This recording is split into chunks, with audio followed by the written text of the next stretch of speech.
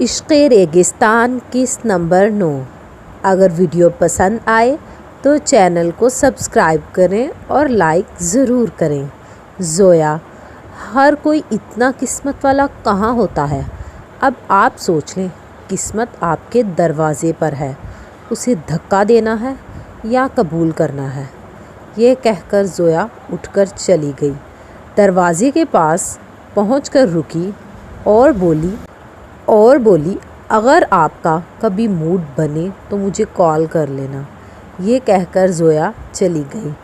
نفیسہ بہت دیر تک سوچتی رہی، اپنے حالات اور بیٹی کے خوابوں کو ذہن میں رکھتے ہوئے۔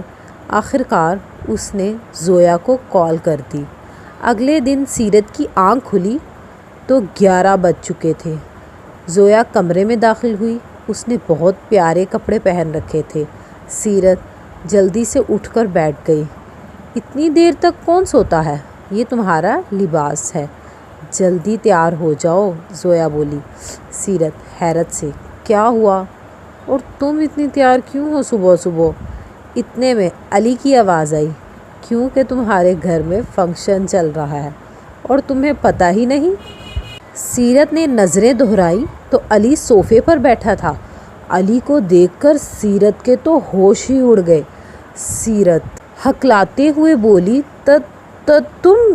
تم یہاں کیا کر رہے ہو؟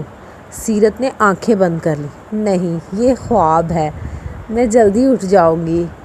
علی مسکراتا ہوا صوفے سے اٹھا، آہستہ سے چل کر سیرت کے پاس آیا اور اس کے گال پر ہاتھ رکھا اور بولا، میری جان، یہ خواب نہیں ہے، حقیقت ہے۔ کیا سیرت علی کے ساتھ منگنی کے لیے ہو جائے گی راضی یا پھر کر دے گی اس رشتے سے انکار؟ جاننے کے لیے دیکھیے عشق ریگستان قسط نمبر 9۔ ویڈیو کو لائک کریں اور چینل کو لازمی سبسکرائب کریں۔